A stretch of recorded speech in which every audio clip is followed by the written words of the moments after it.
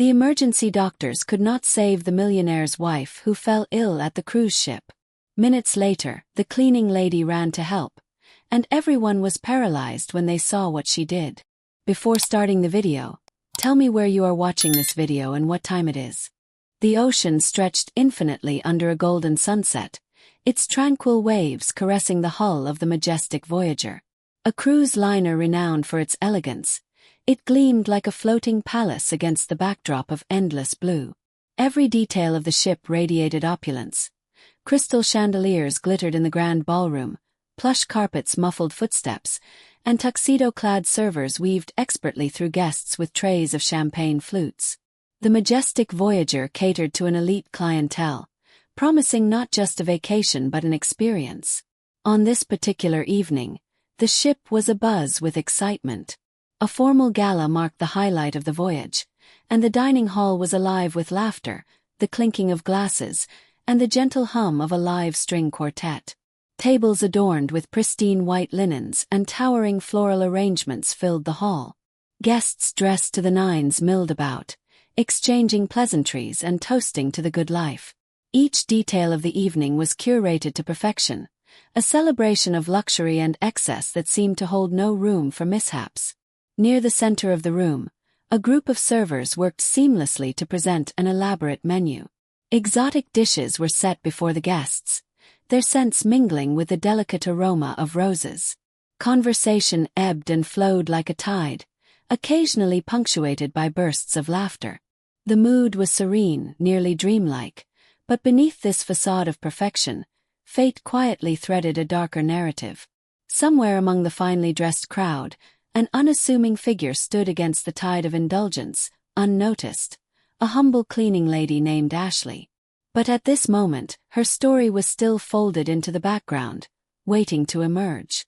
For now, the spotlight rested on Emma and Jonathan St. Clair, whose arrival turned heads. Emma St. Clair glided into the room on Jonathan's arm, her emerald green gown shimmering under the chandeliers. With delicate diamond earrings that caught the light with every movement, she looked every bit the picture of elegance.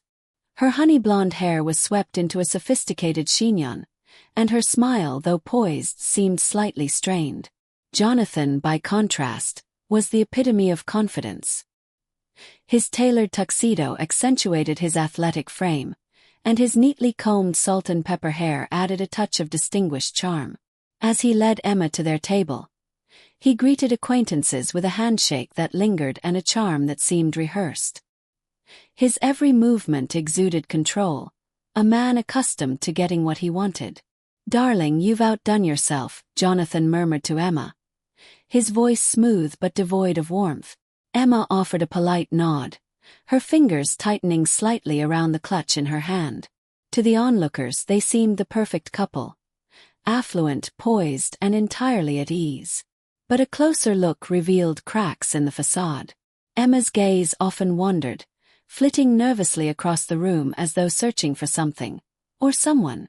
Her polished demeanor faltered occasionally, betrayed by a subtle downward tug of her lips or the way her hand trembled when she reached for her glass. Jonathan, too, seemed distracted, his attention veering away from his wife whenever someone of influence approached. The guests at their table, a mix of socialites and business magnates, chattered away about their investments and upcoming ventures. Emma offered polite responses, but her voice lacked the enthusiasm that Jonathan projected so easily. His laughter boomed at the slightest jest, filling the air with a forced joviality that seemed to demand attention. As the evening progressed, Emma leaned closer to Jonathan. "Can we leave soon?" she whispered, her tone almost pleading. Jonathan's jaw tightened imperceptibly. "Emma, please," he said through clenched teeth, his smile never faltering for the benefit of the onlookers. "It's one evening. Don't ruin this." Emma sank back in her seat, her discomfort growing more palpable. Despite the extravagance surrounding her, she seemed out of place, like a bird trapped in a gilded cage. Her hands fidgeted with the edge of her napkin, the motion small yet incessant. From the edge of the dining hall, Ashley the cleaning lady observed them. She had been discreetly wiping down a spill earlier and had caught the momentary exchange. Ashley wasn't one to eavesdrop, but something about Emma's demeanor, her vulnerability, her isolation, stirred a pang of empathy. Still, Ashley quickly averted her gaze and returned to her work, blending seamlessly into the background. As dessert was served and the quartet transitioned to a lively waltz, Emma forced herself to smile, her lips trembling as though under strain. A few guests commented on her beauty, and she responded with a practiced graciousness. Yet the light in her eyes seemed dimmer now, her spirit weighed down by an invisible burden.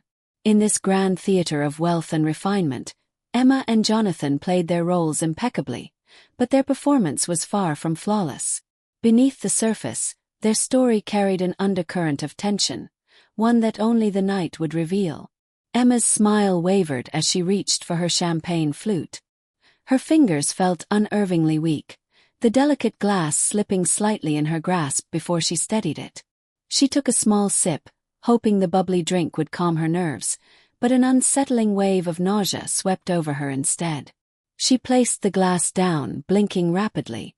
A dull ache had begun to form at the base of her skull, radiating down her neck. It wasn't the first time she'd felt off lately, but tonight it was different. Sharper, more persistent.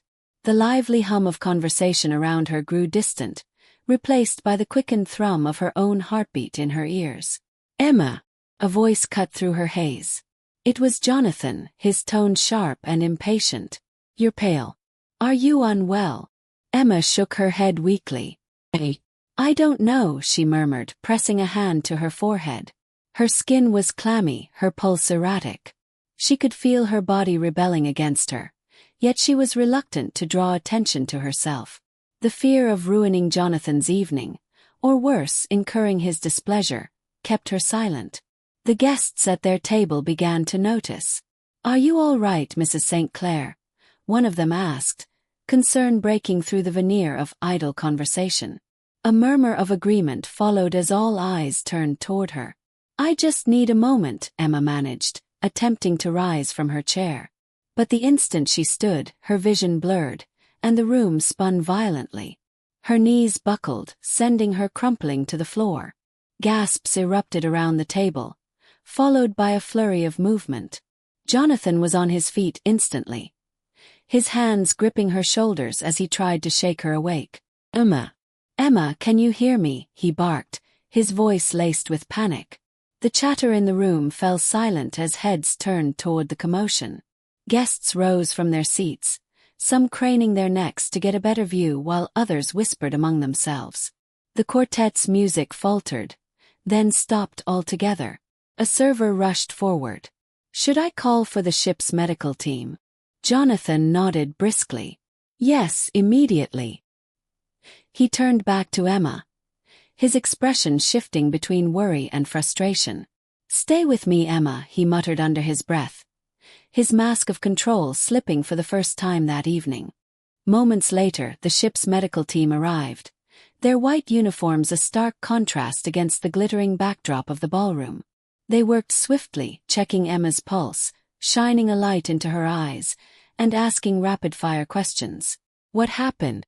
Did she consume anything unusual?" one of them asked. Jonathan gestured vaguely toward the table. "She had the same as everyone else. Champagne, the appetizers. Nothing out of the ordinary." But as the minutes dragged on, the doctor's expressions darkened. Emma's breathing was shallow, her skin ghostly pale. The murmurs in the crowd grew louder as unease spread among the guests. One of the medics stepped aside and whispered to his colleague, though his words carried just far enough to be overheard. "She's deteriorating fast. We might lose her before we reach the next port." The weight of his statement settled over the room like a thick fog, suffocating the murmurs into silence. For all the wealth and prestige gathered in this room, no one seemed able to help the millionaire's wife. The medics worked with frenzied precision, but their tools seemed woefully inadequate against the enigma of Emma's condition. A heart monitor beeped erratically as they placed an oxygen mask over her face. Her pulse was weak, her limbs limp, and her skin cold to the touch. The situation was dire, and the medics exchanged glances heavy with unspoken doubt. Jonathan hovered near them, his anxiety bubbling over. Why isn't she responding? Do something, he snapped, his voice cracking. His earlier composed demeanor was entirely stripped away, replaced by raw desperation. We're doing everything we can, sir, one medic replied firmly, though the strain in his voice was evident. We need more information. Did she mention feeling unwell before this evening? Jonathan faltered. She said she was tired. Maybe a little dizzy, but nothing serious. His hand raked through his hair as his gaze darted between Emma's still form and the gathered crowd. The once glamorous ballroom now felt stifling, its opulence tauntingly useless against the life-or-death struggle unfolding at its center. Around the room, whispers rippled like an undercurrent. Guests speculated in hushed tones, their concern mingled with morbid curiosity. Could it be the food? One man murmured to his companion. Maybe a pre-existing condition, another guessed. She didn't look well earlier, someone noted, almost accusingly. Amid the growing tension, the captain himself arrived, flanked by security personnel. He addressed the medics with quiet authority. Status. She's critical, one of the medics reported grimly. We've administered a saline drip and oxygen, but her vitals are unstable. We're out of our depth here, Captain. She needs a hospital. The captain frowned. Our nearest port is still hours away. Can she hold on until then? The medic hesitated. His silence more damning than any words could be. A heavy pall settled over the room, the grim reality sinking in. Time was running out for Emma. On the periphery of the crowd, Ashley lingered with a mop in her hand, her cleaning duties forgotten. She had been in the middle of wiping down a spill near the entrance when the commotion started. Now, her wide eyes fixed on the scene unfolding before her, her heart pounding with a mix of fear and determination. Ashley was no doctor, but she knew enough to recognize signs of poisoning. The way Emma's body had crumpled, the pallor of her skin, the erratic breathing, it reminded her of something she had seen before long ago. Memories of her grandmother treating similar symptoms with herbal remedies surfaced unbidden, sparking an idea so audacious it made her pulse race. Could she really help?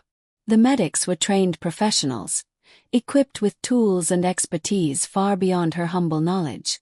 Yet it was clear they were losing hope. Ashley hesitated, clutching the mop handle tightly. What if she made things worse? But what if she was right? Her gaze flicked back to Emma, whose chest rose and fell shallowly beneath the oxygen mask. The sight was a catalyst, dissolving her doubts. She didn't have the luxury of hesitation, not when someone's life hung in the balance. Taking a deep breath, Ashley stepped forward. Ashley's entrance into the unfolding crisis was almost imperceptible at first. She approached cautiously, weaving through the crowd of onlookers who had gathered at a safe distance, their expressions a mixture of concern and detachment. Dressed in her simple uniform, navy slacks and a collared shirt with a cruise line's logo, she seemed invisible among the sea of evening gowns and tailored suits. But her presence was about to change everything.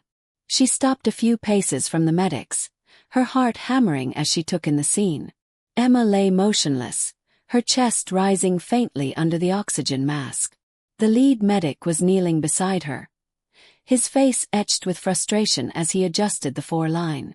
Beside him, Jonathan was pacing frantically, running a hand through his already disheveled hair. Ashley swallowed hard. Every logical part of her screamed to stay out of it, to remain a silent observer. After all, what could a cleaning lady possibly contribute to such a dire situation? Yet, the tug of her conscience was stronger. She couldn't ignore the signs she'd seen.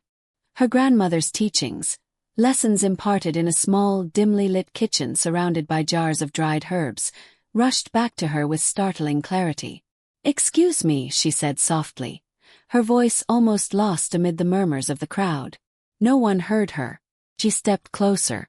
"Excuse me," she repeated, louder this time, her voice tinged with urgency. The medic glanced up briefly, his brow furrowing.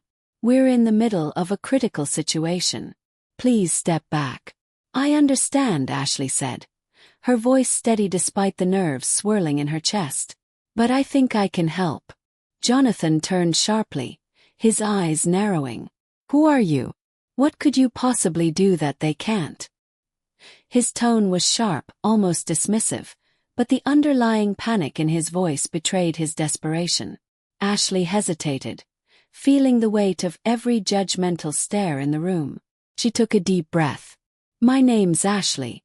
I'm a cleaner on this ship, but I've seen symptoms like hers before. I think," she hesitated, then pushed forward. "I think she might have been poisoned." The medic paused, his expression flickering with both skepticism and curiosity. "Poisoned? What makes you think that?" Ashley gestured toward Emma. Her symptoms, the sudden collapse, the cold sweat, the shallow breathing, they match something I saw once back home. My grandmother treated someone with similar signs using a remedy for toxic ingestion. I can try to help, but we need to act quickly. The room fell silent, the weight of her words hanging in the air. Jonathan's jaw tightened. "This is absurd. You're not a doctor. How can you possibly?" The captain raised a hand, cutting him off. "Wait," he said, his voice calm but commanding.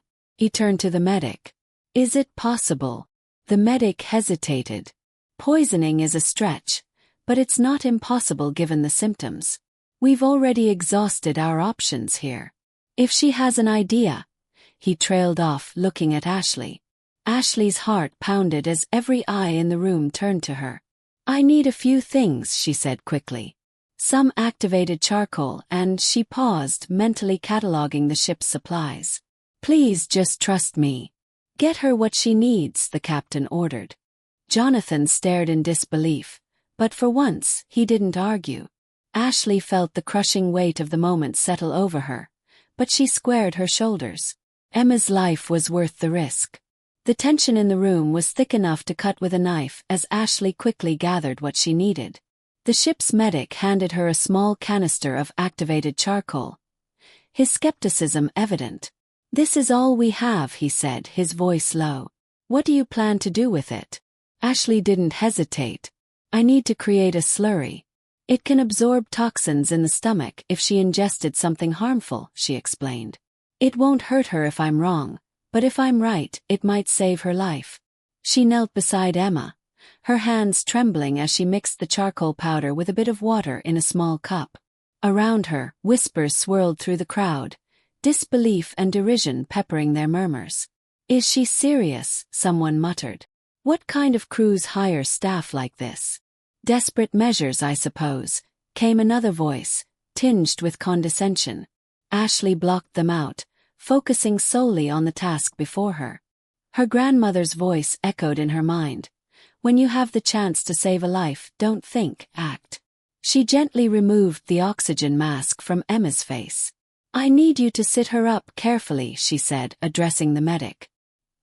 He hesitated for a moment, then complied, helping to lift Emma into a semi-reclined position. Ashley brought the mixture to Emma's lips. Jonathan loomed over her, his anger simmering just below the surface. "If you hurt her—" "I'm trying to help," Ashley interrupted firmly, her voice steady despite the enormity of the situation. "If you want her to live, let me work." She tilted the cup slightly, letting the liquid dribble into Emma's mouth. Some of it spilled, and for a moment it seemed futile. Then Emma coughed weakly, her body reacting to the bitter substance. Encouraged, Ashley continued, coaxing more of the mixture down. Minutes passed like hours. Every eye in the room was fixed on the scene, the collective disbelief slowly giving way to a flicker of hope. Ashley whispered soft reassurances under her breath, as much to herself as to Emma, as she worked to administer the makeshift antidote. Then it happened. Emma's breathing, which had been shallow and irregular, began to steady. Her complexion, pale and waxy just moments ago, showed the faintest hint of color. The crowd collectively held its breath as Emma's eyes fluttered open, unfocused but alive. "She's stabilizing," the medic said, astonished. He quickly checked her pulse and vital signs. "It's still weak, but she's improving." Jonathan's expression shifted from anger to disbelief. What did you do?" he stammered, his voice barely audible.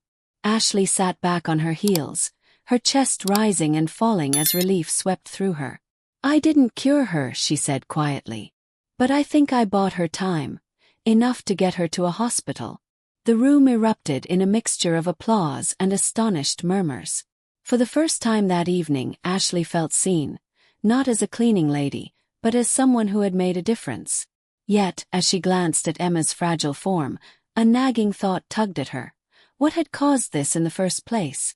As the crowd began to disperse, reassured by the sight of Emma breathing more steadily, Ashley remained by her side. The medics prepared to transfer Emma to a more stable location on the ship until they could reach the next port. Jonathan lingered nearby, his sharp gaze following every movement, but his earlier aggression had melted into silence. Ashley, however, couldn't shake an unsettling feeling. Her hands were still trembling, not from fear but from the adrenaline that had carried her through the past moments. Something about the entire incident gnawed at her. She glanced toward the table where Emma and Jonathan had been seated. The remains of their dinner and glasses sat untouched, now bathed in the soft glow of the ballroom's dimmed lights. "Thank you for what you did," the captain said, interrupting her thoughts. He stood tall, his expression a mix of gratitude and curiosity. Most people wouldn't have had the courage to step forward. Ashley nodded but hesitated. "Captain," she began, keeping her voice low, "I don't think this was an accident." The captain raised an eyebrow. "What do you mean?" "I've seen poisoning cases before," she said cautiously. "The symptoms matched too closely." And she paused, her eyes darting to Jonathan, who stood a few feet away, speaking tersely with one of the medics. "Something doesn't feel right." The captain studied her for a moment, then nodded. "Do you have reason to suspect someone?" Ashley hesitated. She couldn't make accusations without proof, but her instincts told her to dig deeper. "Not yet," she admitted. "But I'd like to take a closer look, if that's okay." "Be discreet," the captain said, his tone serious. "We can't make baseless claims, but if there's something to uncover, I trust you'll find it." With his approval, Ashley set to work. She approached the dining table, trying to ignore the sidelong glances from the remaining guests. She picked up Emma's glass, noting the faint residue of lipstick on the rim. The champagne inside looked unremarkable, but Ashley's gut told her it was worth examining. She turned her attention to the plate of food Emma had barely touched. A half-eaten slice of bread sat atop the porcelain dish. Beside it was a butter knife, the blade glistening with a thin, oily sheen. Ashley leaned closer, her pulse quickening. It wasn't butter. Her thoughts raced. If there was poison, how had it been administered? And, more importantly, who would have done such a thing? Her eyes flicked to Jonathan, whose face was a mask of strained composure as he spoke to another guest. Ashley remembered how detached he'd seemed earlier in the evening, how his concern for Emma had only surfaced when others began to notice. A memory surfaced, the way his hand had lingered on Emma's shoulder during dinner, his grip firm, almost controlling. She clenched her fists. Was he responsible? So why? Emma's condition hadn't come from chance. It was deliberate, calculated. Someone had wanted her incapacitated, maybe even dead.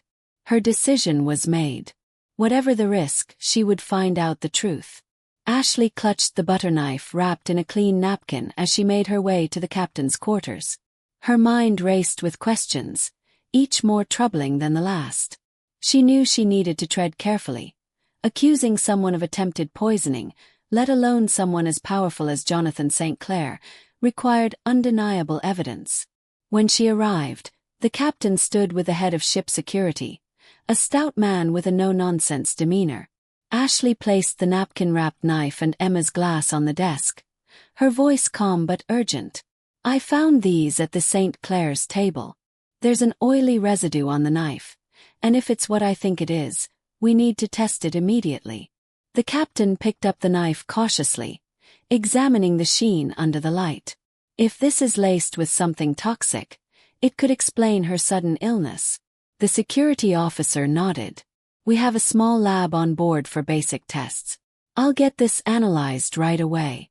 Ashley shifted her weight, her nerves alight with anticipation. There's more, she said, her voice dropping. I think Jonathan might be involved.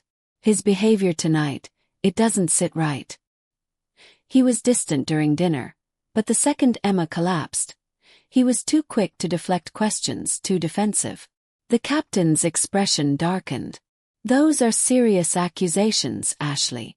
I know, she admitted. But if I'm wrong, what harm is there in questioning him? And if I'm right, she trailed off, the gravity of her words hanging in the air. The captain exchanged a glance with the security officer before nodding. Bring Mr. St. Clair to the conference room, he instructed. We'll ask him a few questions. Moments later, Jonathan entered the room. His sharp suit slightly disheveled and his jaw tight with tension. His eyes flicked to Ashley, narrowing with suspicion. What's this about? He demanded. Mr. St. Clair, the captain began, his tone neutral but firm. We found some concerning items at your table. We need to ask you a few questions about your wife's condition. Jonathan bristled. You're questioning me. I've been worried sick about my wife. And now you're insinuating I had something to do with this. His voice rose, and the security officer stepped forward. His presence a subtle warning. No one's making accusations yet, the captain said evenly. But we need clarity. Were you aware of any substances your wife might have been exposed to? Jonathan scoffed, crossing his arms.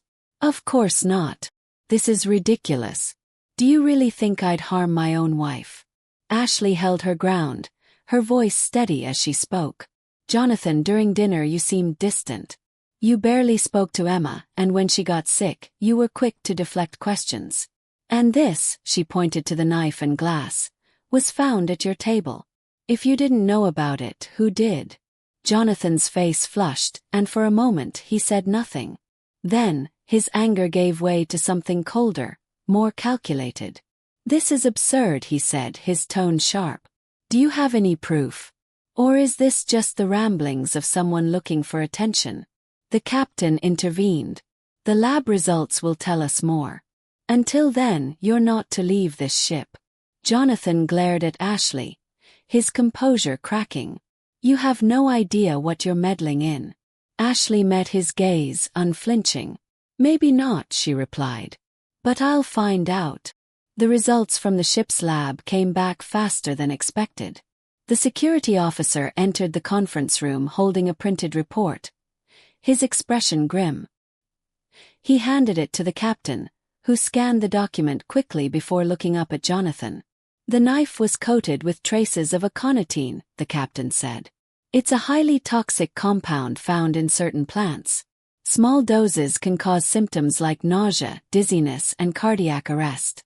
The amount on this knife was more than enough to incapacitate or kill someone. Jonathan's face remained carefully neutral, but his clenched jaw and darting eyes betrayed him. So what? You're implying I had something to do with this? That's outrageous. We're implying, the captain said steadily, that whoever placed this at your table intended harm to Mrs. St. Clair. You were sitting next to her. Do you expect us to believe you had no idea? Jonathan's composure cracked. This is absurd. Emma's my wife.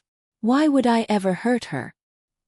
He slammed his fist on the table, his voice trembling with what seemed like genuine indignation. But Ashley wasn't convinced. There was a brittle edge to his words, a desperation that didn't align with innocence. Ashley stepped forward, her tone calm but unyielding. Jonathan, Emma trusted you. She loved you. But tonight, when she needed you the most, you hesitated. You deflected. And now this, she gestured to the evidence, proves someone wanted her dead. If it wasn't you, then who? Jonathan's silence was deafening. The room felt charged, every breath weighted with expectation. Finally, he slumped into the nearest chair, his mask of arrogance slipping entirely. He rubbed his face with both hands before looking up, his expression hollow. Fine, he said, his voice barely above a whisper. You want the truth. Here it is. The room seemed to shrink as everyone leaned in, waiting. "I never wanted to hurt her," Jonathan began, his tone weary but laced with bitterness. "But Emma, she suffocated me. Everything had to be her way. Her image, her charities, her perfect little life. Do you know what it's like living in someone's shadow, being reduced to nothing more than Mr. Emma St. Clair?" He paused, running a hand through his hair. "I wanted out. I wanted freedom. But divorce, that would have cost me everything. The prenup she forced me to sign left me with nothing. Nothing." Ashley felt a chill run down her spine as Jonathan's words took on a darker edge. "So what? You decided to kill her?" she asked, her voice sharp with disbelief. Jonathan's eyes flicked to her, cold and unrepentant. "It wasn't supposed to go this far," he said. "The poison, just a little, was meant to make her sick, keep her bedridden. Long enough for me to convince her to change the will." But then he trailed off, his face contorting with frustration. It spiraled out of control. The room was silent, the weight of his confession settling over everyone like a lead blanket. The captain stood, his voice filled with quiet authority. "Jonathan St. Clair, you're under arrest for attempted murder. Security will detain you until we reach port." As the guards escorted him away, Jonathan cast one last look at Ashley, his eyes blazing with a mix of fury and defeat. "You should have stayed in your lane," he muttered. Ashley held her ground, her expression unyielding. Someone had to step up. Emma stirred awake in a quiet medical suite, the rhythmic hum of the ship's machinery filling the space. Her body felt weak, her limbs heavy, and her throat dry. Blinking slowly, she turned her head to see Ashley sitting by her side, her expression a mixture of relief and concern. "Hey," Ashley said softly, leaning forward. "You're awake." Emma's brow furrowed as she tried to piece together the fragmented memories of the evening. "What happened?" she rasped, her voice barely audible. Ashley hesitated, glancing at the nearby medic for confirmation. He gave a small nod, signaling it was safe to share the truth. "You got really sick during dinner," Ashley began carefully. "The doctors struggled to figure out what was wrong, but it turned out to be poisoning." Emma's eyes widened, a flicker of fear crossing her face. "Poisoning?" Her voice broke on the word, and her hand instinctively moved to her chest. "But how? Who would?" Ashley reached out and gently placed a hand on hers. "You're safe now," she said firmly. "But there's more. It was Jonathan." The words hung in the air like a thunderclap. Emma's breath hitched, her mind reeling. "Jonathan? Well, that can't be true. He couldn't." Ashley's grip tightened slightly, anchoring Emma as the truth settled in. "I'm so sorry, Emma," he confessed. "He admitted to putting something in your food. He said it wasn't meant to kill you, but he was trying to manipulate you. For money." Tears welled in Emma's eyes, spilling over as the enormity of the betrayal crashed over her. She shook her head, her voice cracking. "I gave him everything. My love, my trust, my life. How could he do this to me?" Ashley stayed silent, letting Emma process the devastation. After a moment, Emma's tears turned into quiet sobs, her body trembling with the effort of holding herself together. Ashley moved closer, pulling a chair to the bedside and clasping Emma's hand firmly in her own. "You didn't deserve this," Ashley said gently, her voice steady and warm. "None of this is your fault. And you're stronger than this moment. I've seen it in you." Emma looked at her through tear-streaked eyes. "You barely know me." Ashley smiled faintly. "I know enough. I know you fought through tonight. I know you're still here. And that's what matters." The two women sat in silence for a while, the connection between them deepening as Emma slowly calmed. Her breathing steadied, and though her heart still ached, a small ember of resolve began to spark within her. "Where is he now?" Emma finally asked, her voice stronger. "Security has him in custody," Ashley replied. "The captain's making sure he'll be turned over to the authorities as soon as we dock." Emma nodded, her jaw tightening. "Good. He doesn't get to walk away from this."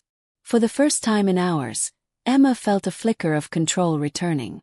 Her path to recovery, physical, emotional, and spiritual, would be long, but she wasn't entirely alone. And as she glanced at Ashley, she realized that sometimes, help came from the most unexpected places. The days that followed were a whirlwind of healing and reflection for Emma.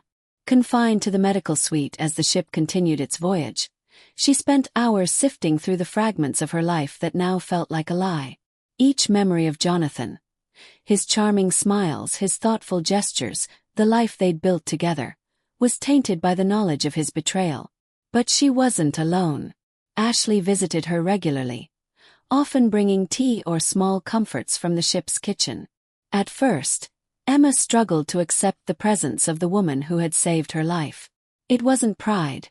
Emma had always valued those who worked hard, regardless of their position, but rather the dissonance of being cared for by someone she barely knew. Yet, as the hours turned into days, she found herself opening up in ways she hadn't expected. "You know," Emma said one afternoon, her voice soft as she stared out the porthole at the endless ocean, "I used to think Jonathan and I were perfect together. But now, looking back, there were signs. Little things I ignored. Times he dismissed me made me feel small. I told myself it was normal. That I was just imagining it." Ashley, seated beside her with a cup of tea, nodded thoughtfully. "It's easy to overlook things when you care about someone. You want to see the best in them." Emma turned to her, her eyes searching Ashley's face. "How did you know? That it wasn't just an illness, I mean. How did you figure it out?" Ashley hesitated, then smiled faintly. "My grandmother. She was a healer back home, taught me everything she knew about plants and remedies. I've seen poisoning before. When I saw you collapse and noticed the signs, I just couldn't stand by." Emma studied her for a moment, her expression softening. "You didn't have to step in. You could have stayed out of it, let the doctors handle things. But you didn't." Ashley shrugged, though there was a quiet strength in her gaze. "I guess I've seen enough people walk away when they could have helped. I didn't want to be one of them." The words resonated deeply with Emma. She had spent so much of her life surrounded by wealth and privilege, yet she couldn't remember the last time someone had acted out of pure selflessness for her. It was humbling and inspiring. As their conversations deepened, Emma began to open up about her life, her passions, and the regrets she had kept buried. Ashley listened without judgment, offering quiet support and the occasional wry comment that made Emma laugh despite herself. In return, Emma found herself drawn to Ashley's resilience and resourcefulness. They were from vastly different worlds, yet their shared experience had forged a bond that felt unshakable. One evening, as the sun set in brilliant hues of orange and pink over the horizon, Emma turned to Ashley with a new determination in her eyes. "You know," she said, her voice steady, "I don't want this to define me. What Jonathan did, what happened on this ship, it can't be the end of my story." Ashley nodded, a small smile playing on her lips. "It doesn't have to be. You get to decide what happens next." And in that moment, Emma realized she wasn't just recovering, she was transforming. With Ashley by her side, she was beginning to see the possibility of a life rebuilt, one that wasn't defined by betrayal but by strength and purpose. The majestic Voyager docked at its next port, and Emma, now physically stronger but still emotionally raw, stood at the railing of her private cabin, watching the bustling harbor below. The weight of everything that had happened pressed down on her, but instead of feeling crushed, she felt an ember of determination begin to burn. Ashley's knock on the cabin door broke her reverie. "Come in," Emma called, turning to see her unlikely savior enter, holding a small notebook and a hesitant smile. "I thought you might want to brainstorm," Ashley said, gesturing to the notebook. "You've been talking about turning this nightmare into something meaningful." Emma gestured for her to sit, a faint smile breaking through her pensive expression. "You read my mind," she said. "I've been thinking a lot about it. Jonathan tried to take everything from me, but what he didn't realize is that I still have the most important thing: control over what comes next." Ashley nodded, her expression encouraging. "So, what's the plan?" Emma leaned forward, her eyes alight with a new sense of purpose. I don't want anyone else to feel the way I did.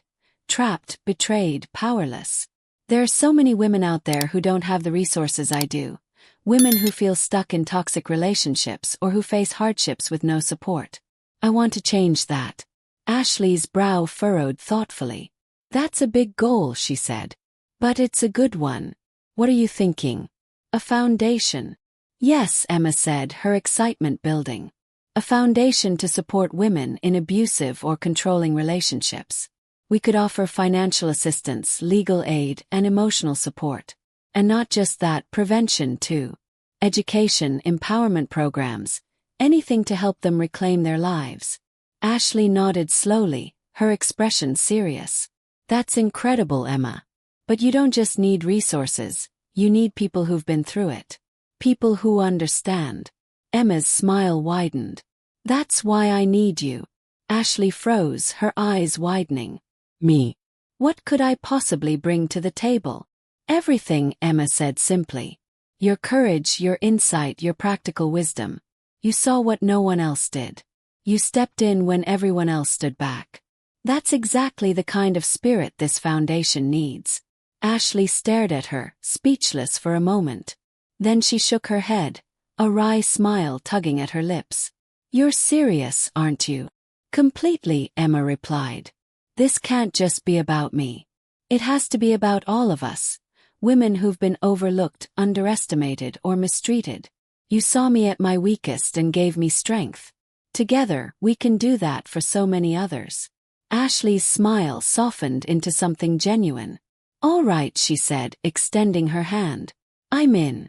Emma clasped her hand firmly, and for the first time in days, she felt a weight lift from her chest. They spent the next hours outlining their vision, sketching plans for the foundation. By the time the sun dipped below the horizon, they had filled pages with ideas, dreams of hope, resilience, and change. Their bond, forged in the crucible of adversity, had become the cornerstone of something far greater. Together, they would turn Emma's pain into power and ensure that no woman ever had to face the darkness alone.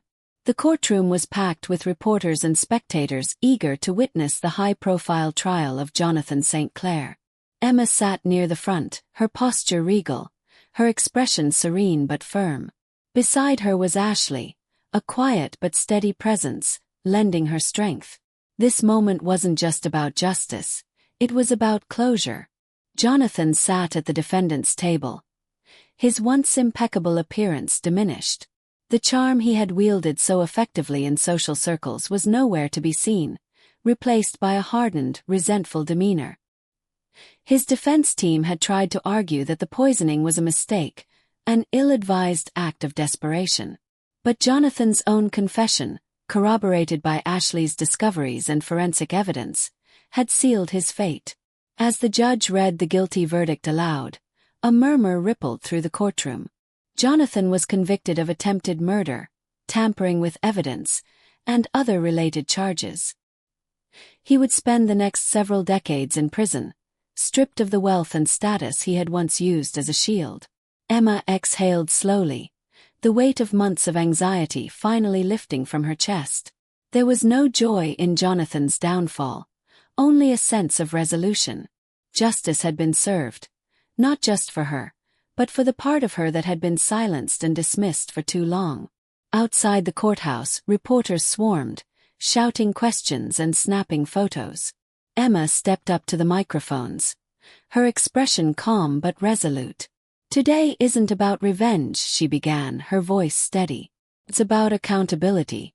I trusted someone who betrayed me in the worst way. But I survived, and I'm stronger for it. My focus now is on moving forward. Not just for myself, but for others who faced similar battles. She paused, her gaze sweeping over the crowd. That's why I'm proud to announce the launch of the Safe Haven Foundation. It's an initiative dedicated to supporting women in crisis, providing them with the resources, guidance, and strength they need to rebuild their lives. No one should have to face hardship alone. The crowd erupted into a flurry of questions, but Emma stepped away, flanked by Ashley and her legal team. As they climbed into the waiting car, Emma turned to Ashley, her smile faint but genuine. "We did it." Ashley grinned. "You did it." "I just pushed a little." Emma shook her head. "Oh, we did it. And this is just the beginning." The Safe Haven Foundation launched 6 months after Emma's recovery, headquartered in a sleek building in the heart of New York City. The ribbon-cutting ceremony was a modest affair, attended by close friends, supporters, and a few reporters who had followed Emma's journey since the trial. The foundation's logo, a delicate phoenix rising from flames, was unveiled, symbolizing resilience and rebirth. Inside, the energy was palpable. Volunteers staffed phones, ready to offer advice and resources to women in crisis. Rooms once used for corporate offices had been transformed into warm, welcoming spaces. A legal aid center, a counseling hub, and a job training program. Emma had spared no expense, ensuring that every detail aligned with the foundation's mission to provide safety, empowerment, and hope. On the foundation's opening day, Emma and Ashley hosted a small press conference to outline their vision. "Safe Haven is more than just an organization," Emma said, addressing the crowd. "It's a lifeline. When I was at my lowest, I realized how lucky I was to have resources. And even then, I felt completely lost. This foundation exists to make sure no woman ever feels like she's fighting alone." Ashley stood by her side, offering a heartfelt perspective. "I come from a world where resources are limited, and opportunities can feel impossible. I've seen firsthand how a single act of kindness can change someone's life. Safe Haven is about multiplying those acts 1,000 times over." As the press conference concluded, Emma found herself approached by a young woman named Clara.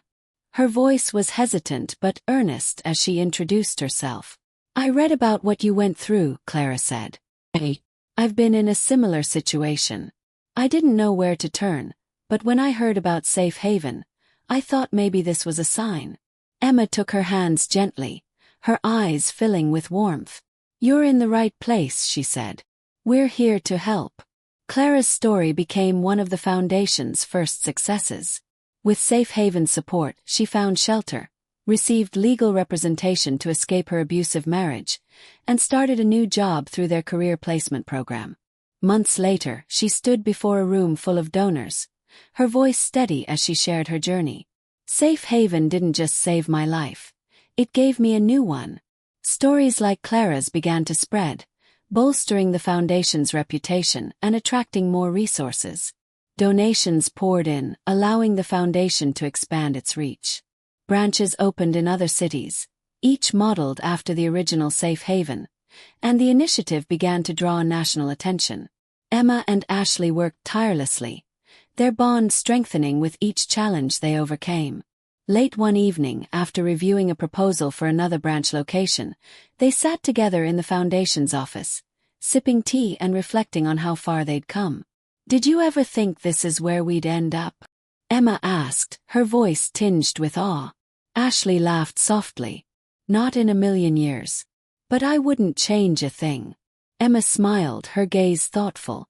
"You know, for the first time in a long time, I feel like I'm exactly where I'm meant to be." And she was. Together, Emma and Ashley had turned pain into purpose, creating something far bigger than either of them could have imagined. 1 year after its launch, the Safe Haven Foundation had grown into a nationwide movement. Testimonials poured in from women who had found sanctuary and hope through its programs. Videos of tearful thank yous from survivors played on the Foundation's website, their gratitude a testament to the profound impact of Emma and Ashley's vision.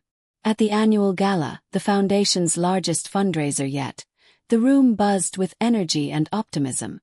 Attendees ranged from philanthropists to former Safe Haven beneficiaries, all gathered to celebrate the organization's achievements. The ballroom was elegantly decorated, but its atmosphere felt different from the grandeur of Emma's past life. This wasn't about status or wealth. It was about purpose. Emma stood at the podium, the applause fading as she began to speak. "A little over a year ago," she said, her voice steady, "I was at my lowest point. I felt broken, betrayed, and unsure of who I was without the life I thought I'd built. But in the darkness, I found a light, an unlikely friend who reminded me of my strength and helped me find my way." She gestured toward Ashley, who sat near the stage, beaming. That friend not only saved my life but helped me realize the power of connection, courage, and compassion.